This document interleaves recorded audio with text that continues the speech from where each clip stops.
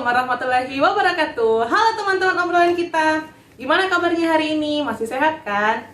Jadi teman-teman obrolan kita, pada episode kali ini kita akan mengobrol dengan seorang anak muda. Dia itu masih mahasiswa dan kita akan mendengarkan ceritanya selama menjadi seorang mahasiswa.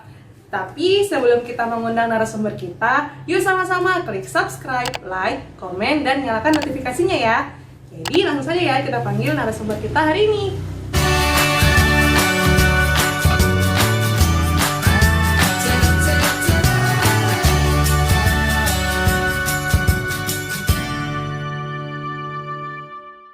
Nah teman-teman obrolan kita, jadi ini adalah narasumber kita untuk episode kali ini. Mungkin kakak bisa kenalin diri dulu ke teman-teman biar teman-teman bisa kenal lebih dekat dengan kakak. Mari mendekat. Assalamualaikum warahmatullahi wabarakatuh. Teman-teman sekalian, perkenalkan saya Miftah Ahmad Faiz, dipanggil Faiz. Jadi sekarang sedang berkuliah di salah satu universitas negeri di Makassar, jurusan Teknik Pertambangan. Jadi kalau mau cari universitas mana, cukup lihat saja jurusannya karena cuma ada jurusan Teknik Pertambangan di satu universitas negeri. Sekarang angkatan 2017, kurang 2. Nah kan Kak Faiz tadi bilang kalau Kak Faiz itu kuliah di salah satu universitas negeri. Dan Betul. sekarang sudah dan angkatan 2015 berarti ya? 2017 kurang 2. Ya, matematikanya bagus. Oke. Kakak sekarang udah selesai atau belum nih? Belum, karena masih mahasiswa. Kenapa kakak belum selesai sampai sekarang? Mungkin dapat banyak pertanyaan dari keluarga atau teman-teman. Kenapa seorang Kak Faiz tidak selesai sampai sekarang? Jadi ini pertanyaan yang bagus, Mbak. Mungkin saya bicara untuk mewakili keresahan teman-teman yang belum lulus, padahal sudah 4 tahun, 5 tahun di kampus, dalam artian yang tidak sesuai dengan konsep ideal dari pemerintah. Karena kan pemerintah selama ini dia mencoba mendoktrinisasi bahwasanya kuliah 4 tahun itu adalah yang ideal. Padahal sebenarnya yang namanya perkuliahan itu kita tidak berlomba untuk selesai, melainkan kita mengumpulkan bekal sebanyak mungkin kan. Untuk keluar dari kampus. Untuk keluar dari kampus, karena kehidupan yang paling penting itu yang utama itu kan yang di luar kampus kan, bukan yang dalam kampus. Kurang lebih seperti itu, Mbak. Jadi itu tadi pembelaan saya. Terima kasih sudah diwadahi. Pembelaan karena agak lama selesainya. Tapi bukan telat, cuman mau selesai tepat pada waktunya. Ya, karena kan biasa ada orang bilang kuliah sampai selesai tepat waktu dengan di waktu yang dipaksakan. Semoga tidak sampai di situ saya. Oke. Nah, kan tadi Kak Faiz bilang kalau Kak Faiz itu masuk angkatan 2015 ya, karena kan 2017 dikurang 2. Iya, betul. Nah, kalau boleh tahu nih, apa kesibukan Kak Faiz akhir-akhir ini selama di tengah masa pandemi ini? Seperti pada umumnya, makan, tidur. Kalau kepentingan di kampus biasanya ada proyek, kadang juga fokus lagi kembali ke skripsi. Itu standar lah. Kurang lebih seperti itu. Akhir ini tengah diterapkan PSBB oleh pemerintah. Terus kan PSBB-nya udah selesai tuh. Terus banyak sekali yang sedang booming akhir-akhir ini mengenai Indonesia terserah, yang dimana masyarakatnya tetap keluar rumah. Sedangkan kita tahu bersama kalau tenaga medis kita tengah berjuang mati-matian untuk mengakhiri pandemi COVID yang sedang berlangsung sekarang. Menurut kakak itu gimana?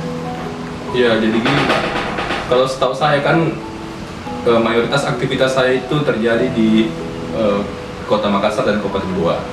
Jadi untuk Kabupaten Goa itu sekitar tanggal 16 Mei kemarin, maaf 14 Mei lah, kalau tidak salah itu PSBB diakhiri dengan pertimbangan bahwasanya pemerintah Kabupaten Goa itu masih memikirkan strategi baru untuk menanggulangi COVID-19 ini. Nah, mereka juga mengakui bahwasanya faktor ekonomi yang berperan dalam keputusan tersebut. Jadi PSBB misalnya tidak diperpanjang. Untuk Makassar sendiri itu per tanggal 22 Mei kemarin PSBB tidak dilanjutkan. Penggantinya itu adalah perwali yang baru. Nah, banyak sekali orang yang berkata bahwasanya sekarang Indonesia ini tidak punya arah. Manifestasinya itu adalah Indonesia terserah tadi. Orang-orang mulai lelah dengan kondisi, sehingga respon yang ditimbulkan utamanya di teman-teman medis itu respon psikis sebenarnya. Mereka cenderung bahwasanya sudah lelah dengan kondisi sekarang sehingga muncul tagar Indonesia terserah tadi itu, Pak. Jadi Kalau saya bacanya itu respon psikis yang wajar sebenarnya ketika Anda telah berusaha sekuat tenaga tapi tidak dihargai oleh orang-orang. Kurang lebih seperti itu, Pak. Nah, kalau menurut mereka sendiri tentang masyarakat yang tetap saja keluar dari rumahnya, padahal sudah mengetahui bahwa Indonesia kita ini sedang tidak baik-baik saja. Bagaimana menurut kakak? Oke, jadi permasalahan itu sebenarnya kita harus lihat dari sudut pandang yang lain sebenarnya. Kalau kita lihat dari satu sudut pandang saja, kesannya kita akan menjudge orang-orang yang keluar rumah tanpa mau mengikuti himbauan pemerintah kan, di rumah aja. Jadi coba kita bedah dari sudut pandang lain. Misalnya, coba kita bedah dari arah bahwasanya pemerintah ternyata belum mampu untuk mencukupi kebutuhan masyarakat, utamanya masyarakat menengah ke bawah. Itu kan teman-teman kalau bisa lihat fenomenanya, mereka kesulitan untuk memenuhi kebutuhan ekonomi, sehingga mereka cenderung akan keluar untuk memenuhi kebutuhan ekonominya. Seandainya misalnya pemerintah bisa memenuhi kebutuhan ekonomi dari masyarakat menengah ke bawah, itu tentu saja mereka tidak bakalan keluar pastinya. Jadi yang saya mau tekankan, tidak semua orang yang keluar itu melanggar aturan atau tidak mengikuti himbauan pemerintah, melainkan ada memang faktor desakan dalam hal ini misalnya ekonomi agar mereka bisa memenuhi kebutuhannya. Kurang lebih seperti itu, Mbak. Nah, kan tadi kakak bilang kalau masyarakat yang keluar itu karena desakan ekonomi. Nah, bagaimana menurut kakak kalau misalnya sistem yang diterapkan di luar negeri diterapkan di Indonesia? Seperti contohnya kayak ada mobil tank yang di depan rumah warga atau ada yang kayak hewan liar yang dikeluarkan di jalanan sehingga masyarakat tidak keluar, tetapi pemerintah memenuhi kebutuhan kebutuhan perut masyarakatnya. Kan permasalahan utamanya kenapa orang keluar, karena ada kebutuhan yang perlu dipenuhi. Makanya supaya warga bisa tetap mengikuti himbauan tadi tanpa harus sebenarnya menakuti mereka, itu mereka akan ikut kalau dipenuhi haknya. Lebih dipenuhi hak mereka, karena kalau kita merujuk pada undang-undang untuk kekarantinaan kesehatan misalnya, di situ disebutkan bahwasanya pemerintah punya kewajiban untuk memenuhi kebutuhan masyarakat selama dilakukannya PSBB. Nah, PSBB kan sudah diatur memang sebenarnya dari tahun 2018. Jadi di rumah aja, ya pemerintah harus siap berkorban. Nah, namun di sisi lain juga ada faktor ekonomi, mungkin negara punya permasalahan, entah utang yang bertambah atau apapun itu, sehingga mereka tidak menyanggupi untuk bisa memberikan bantuan kepada masyarakat secara menyeluruh.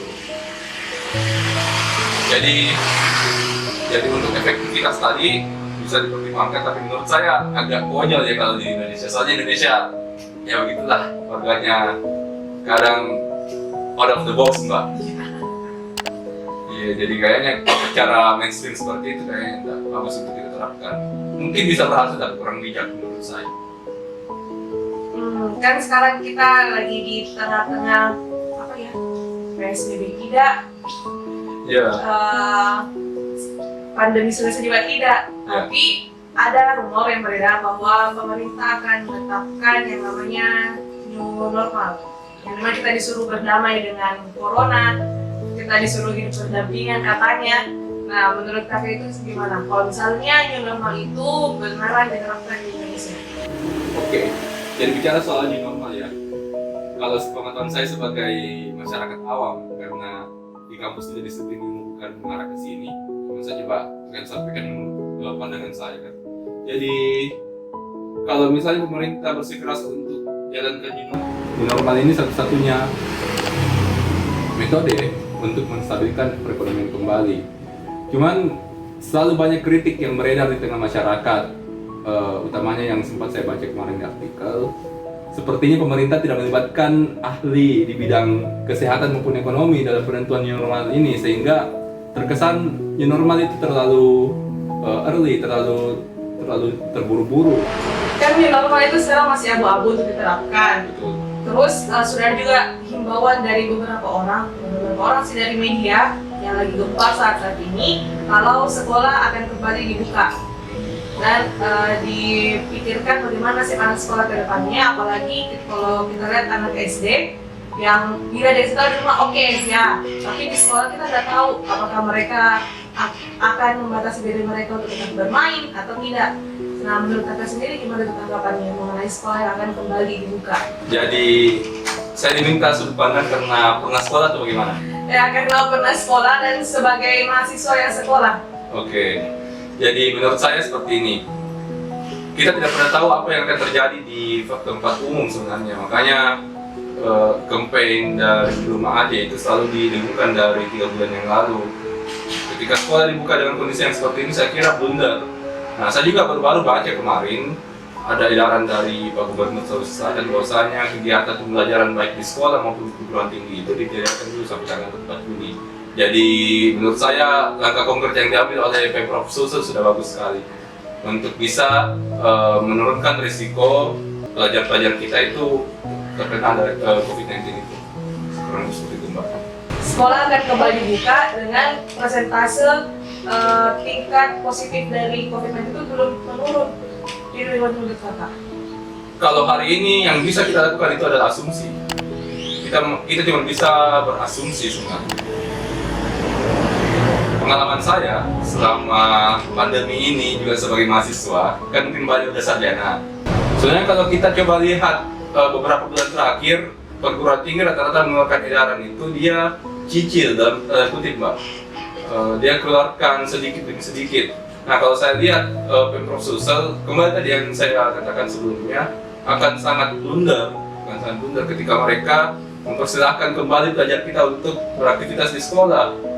Karena itu tadi, chart ataupun tren dari COVID-19 ini belum landai, dan itu sangat-sangat berbahaya sebenarnya. Entah, kita tidak tahu, gurunya mungkin, ataupun staf di sekolah mungkin, ataupun siswanya mungkin, kita tidak tahu siapa yang terinfeksi sebenarnya. Karena lebih seperti itu, Mbak, jadi sangat berisiko menurut saya. Jadi kan tadi kita udah membahas banyak nih tentang kenapa Kak Faiz lama keluar dari kampus. Oke, siap. Masih bertahan dengan gelar mahasiswanya. Alhamdulillah. Kita juga udah membahas gimana PSBB, gimana Indonesia terserah, dan bagaimana kedepannya jika new normal diterapkan.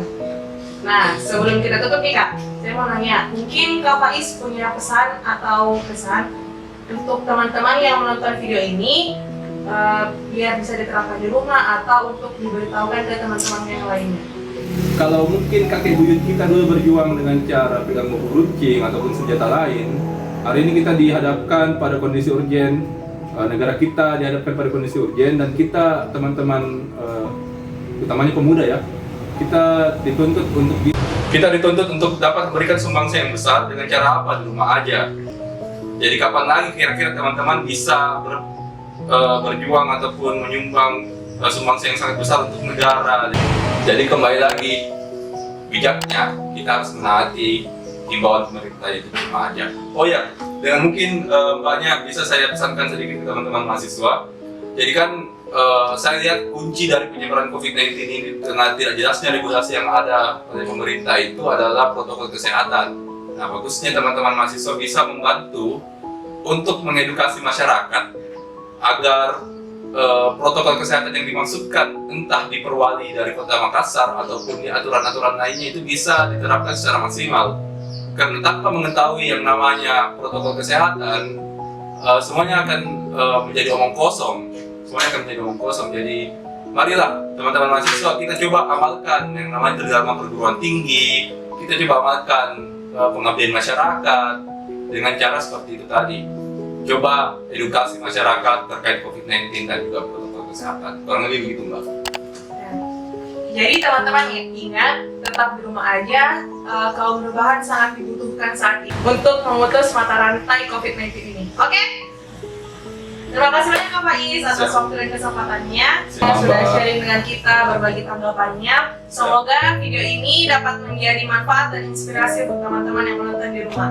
Nah teman-teman, video tadi bagus kan? Jangan lupa untuk klik subscribe, nyalakan notifikasinya, klik like, komen, dan share ke teman-teman kalian. Sampai ketemu di video selanjutnya. Dadah! Wassalamualaikum warahmatullahi wabarakatuh.